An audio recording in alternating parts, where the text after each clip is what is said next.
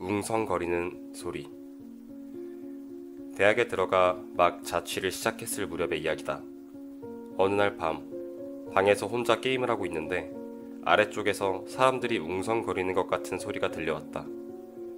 아래층에 손님이 많이 오기라도 한 건가 싶었지만 귀를 기울여 자세히 들어보니 몇 명 수준의 목소리가 아닌 것 같았다. 훨씬 더 많은 사람 소리 같다고 할까? 기분 탓일지도 모르지만 마치 혼잡한 지하철역에서 들려오는 것 같은 소리였다. 그때는 그저 영화나 TV 프로그램을 시끄럽게 보는 거겠지 하고 넘어갔다. 하지만 잘 무렵이 돼서도 그 웅성거리는 소리는 사라지지 않았다. 엄청 큰 소리는 아니지만 새벽 3시가 되도록 그 소리가 들려온 탓에 결국 너무 신경 쓰여서 그날은 잠을 제대로 청하지 못했다. 그 후 며칠간 매일은 아니지만 밤 10시부터 새벽 3시 사이 웅성거리는 소리가 빈번히 들려왔다. 잠을 제대로 이루지 못하는 나날이 이어진 끝에 결국 나는 한 소리 늘어놓으려고 아래층 사람을 찾아가게 되었다. 초인종을 누르자 아래층 사람이 나왔다. 나는 나보다 2~3살 위일까 보기에는 학생 같은 느낌이었다.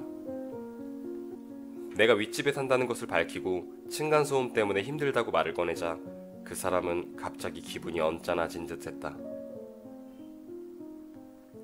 당신이야말로 매일 한밤중에 뭘 하는 거야? 시끄러워서 못 견디겠다고 하고 역으로 화를 내는 것이었다.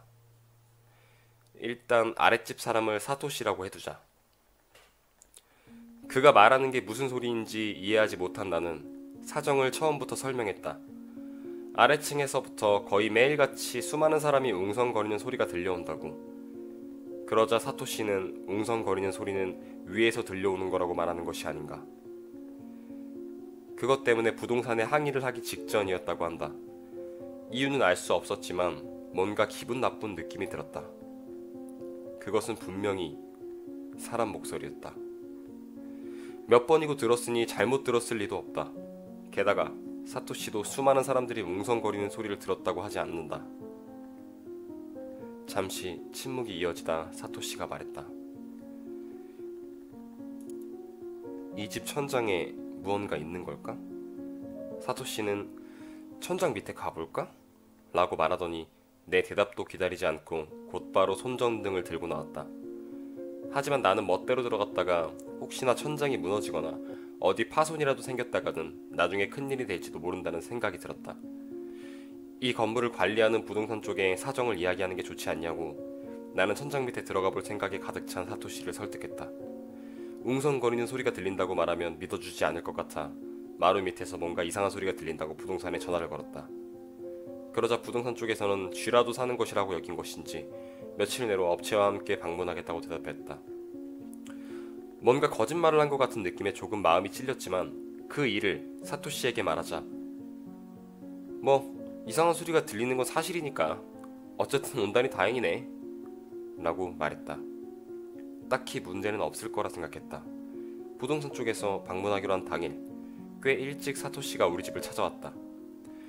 부동산과 약속한 시간까지는 아직 꽤 여유가 있었다. 아무래도 사토시는 급한 볼일이 생겨 같이 확인하지는 못할 것 같다는 것 같았다.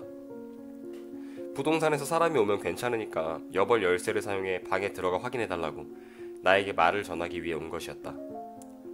그런 건 직접 전화로 하면 될 것을 하고 생각하면서도 나는 알겠다고 대답한 뒤 부동산에서 사람이 오기를 기다렸다. 점심시간 조금 전 부동산 쪽 사람이 구제업자와 함께 찾아왔다. 부동산 아저씨가 사토시랑 연락이 되지 않는다며 뭐 들은 거 없냐기에 아침에 그가 말한 내용을 전했다. 부동산 아저씨는 좀 곤란하다는 표정을 지었지만 일단 다같이 사토시의 집에 가보기로 했다. 아무래도 1층과 2층 사이를 조사하려면 사토시네 집 욕실 천장으로 들어가는 것밖에는 길이 없는 것 같았다. 사토시네 집에 가자 여벌 열쇠를 사용하려던 그의 말과는 달리 문이 열려 있었다. 역시 내가 멋대로 들어가는 건 안 되겠다 싶어 부동산 아저씨에게 맡기고 밖에서 기다렸다. 갑자기 집 안에서 괜찮아요? 하는 목소리가 들려왔다. 무슨 일인가 싶어 현관문을 열어보자 부동산 아저씨랑 구제업자가 새파랗게 질린 채 나왔다. 경찰에 신고를... 그 후 많은 일이 있었지만 결론부터 말하자면 사토시는 욕실에서 죽어 있었다.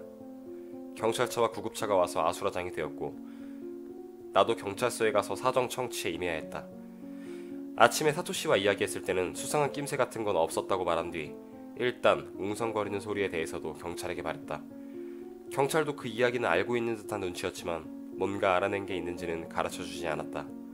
결국 나에게는 웅성거리는 소리도 사토시의 죽음도 모두 알 수 없는 상태로 남고 말았다. 그날 밤 너무나도 많은 일이 있었던 탓에 지친 나는 빨리 잠을 청하려 이불 속에 들어갔다. 그러자 그 웅성거리는 소리가 갑자기 들리기 시작했다.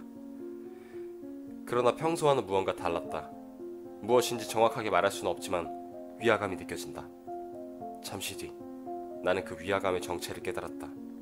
지금까지는 아래에서 들려오던 목소리가 분명히 옆에서 들린다. 더욱이 지금까지는 바닥 너머로 들려온 탓에 입 안에서 웅얼거리는 것 같은 느낌이었는데 이번에는 마치 같은 방에서 들려오는 것처럼 선명했다. 그걸 깨닫는 순간 등골이 오싹해졌다. 눈을 뜨고 소리가 들려오는 쪽을 바라보고 싶은 마음도 있었지만 솔직히 두려웠다. 하지만 소리의 정체를 확인해야만 했다. 나는 각오를 다지고 일어나 소리가 나는 쪽을 보았다. 터무니없는 것이 있었다. 정장 차림의 한 남자가 서 있던 것이다. 다만 엄밀히 말하자면 서 있는 것과는 조금 다른 모습이었다. 마치 수면 위에서 상반신만 내민 것처럼 바닥에서 남자의 상반신만이 솟아난 상태였다. 그것만으로도 괴기하기 짝이 없는데 그 정장 차림의 남자는 눈알을 상하 좌우로 미친듯이 움직이고 있었다. 입도 마치 빠르게 말을 뱉어내듯 쉴 새 없이 움직였다. 수많은 사람들이 웅성이는 것 같은 소리는 바로 그 입에서 들리고 있었다. 나는 너무나도 상식을 벗어난 광경에 뭐가 어떻게 되는지도 모른 채 그 정장 차림의 남자를 응시하고 있었다. 어둠 속에서 눈이 익숙해져 갈 무렵 이상한 게 하나 더 눈에 들어왔다. 사토시였다. 사토시가 바닥에서 얼굴만 내민 채 눈을 잔뜩 뜨고서는 천장을 올려다보며 물고기처럼 입을 뻐끔거리고 있었다. 그걸 본 순간 어째서인지 본능적으로 엄청나게 위험한 것이라는 직감이 들었다. 나는 제대로 된 판단조차 하지 못하면서도 잠옷 차림 그대로 지갑과 휴대폰만 들고 집에서 도망쳐 나왔다. 그날 밤은 일단 만화방에서 지새우고 아침이 되자 부동산 업체로 향했다. 그런 곳에서 더 이상 살고 싶지 않았기에 바로 이사 절차를 밟을 생각이었다. 부동산에 도착하자마자 담당자를 불러내서 이사 이야기를 꺼냈지만 가짝스럽다고는 해도 어쩐지 담당자의 반응이 이상했다. 아무래도 내가 이사를 가게 하고 싶지 않은 느낌이랄까? 그 이유를 묻자 경찰 쪽에서 내가 사토시의 죽음과 연관되어 있다고 의심하는 것 같다는 대답이 돌아왔다. 그래서 멋대로 이사를 하면 곤란하다고. 듣고 보면 당연한 일이다. 사토시와 생전 마지막으로 만난 건 나인데다 무엇보다 층간소음 문제라는 동기도 있고 아침에 만났다는 것도 내 증언뿐 객관적으로 증명할 방법은 아무것도 없다. 사토시의 사인 자체도 전혀 알 수가 없고 내가 죽였다는 의심을 받는데도 어쩔 수 없는 상황이었다. 그런 와중에 내가 갑자기 이사를 하겠다고 하면 부동산에서도 이상하게 생각하는 것도 당연하다. 경찰에서도 마찬가지겠고. 하지만 그 집에는 결코 돌아가고 싶지 않았다. 그런 정체 모를 섬뜩한 존재가 나타난 장소에서 다시 밤을 보내야 한다니 도저히 견딜 수 없었다. 정장 차림의 남자가 사토시의 죽음에 어떤 형태로든 관계되어 있는 것은 명백하다. 어쩌면 다음 차례는 나일지도 모른다. 그런 상황에서 집으로 다시 돌아가고 싶지 않았다. 믿어주지 않을 거라 생각하면서도 나는 전날 밤의 일을 부동산 담당자에게 솔직하게 털어놓았다. 담당자는 내 말을 믿어주는지는 알 수 없었지만 일단 재량으로 판단할 수 없으니 경찰에게 가봐야 할 것 같다고 대답했다. 어쩔 수 없이 나는 전날 경찰에게 받은 명함을 보고 전화를 걸어 경찰서로 찾아가기로 했다. 경찰서에 도착해 나는 부동산 담당자에게 했던 전날 밤 이야기를 그대로 다시 했다. 당연하다면 당연한 일이지만 내 말을 믿어주지 않았다. 오히려 이 자식은 무슨 헛소리를 하고 있냐는 듯한 태도였다. 연일 이어진 수면 부족 때문에 신경이 온통 곤두서 있던 나는 발작적으로 소리를 지르며 경찰관에게 집 열쇠를 던지고 말았다. 그럼 네가 가서 하룻밤 묵어보던가. 지금 생각해보면 엉뚱한 소리를 하면서 갑작스런 요구를 한 내 잘못이었다. 하지만 그 지경이 되고 나니 경찰관도 일단 나를 진정시켰다. 너무 멀리 이사 가지는 않을 것, 이사 가는 곳의 주소를 보고할 것, 경찰 쪽에서 전화로 확인을 하면 꼭 응답할 것이라는 조건을 달고 경찰에서는 내 이사를 허가해줬다. 그 후 나는 다른 곳으로 이사를 갔고 사건 또한 사토시의 자살로 처리되며 내가 받던 의심도 사라졌다. 자살이라는 것이 판명되고 얼마 뒤 나는 경찰서에 불려갔다. 사토시의 컴퓨터에서 일기 같은 것이 발견되었는데 거기 내가 말했던 정장 차림의 남자에 관한 것이 써 있었다는 것이다. 경찰서에서 그날 밤의 이야기를 다시 늘어놓았지만 정장 차림의 남자가 무엇이었는지는 지금도 알 수 없다. 다만 경찰에게서 듣게 된 것도 몇 가지 있었다. 일기의 내용에 따르면 내가 처음 사토시에게 항의를 하러 가기 전부터 그는 정장 차림의 남자를 만났고 웅성거리는 소리의 정체가 그 남자라는 것도 알고 있었던 것 같다. 일기에는 정장 차림의 남자가 명백히 악의를 지니고 있다는 것이 몇 번이고 반복적으로 적혀 있었다고 한다. 사토시는 신변의 위험을 느끼고 있었던 것이다. 거기까지 알고 있었음에도 불구하고 왜 그는 내 앞에서 아무것도 모른다는 듯한 태도를 취했던 걸까?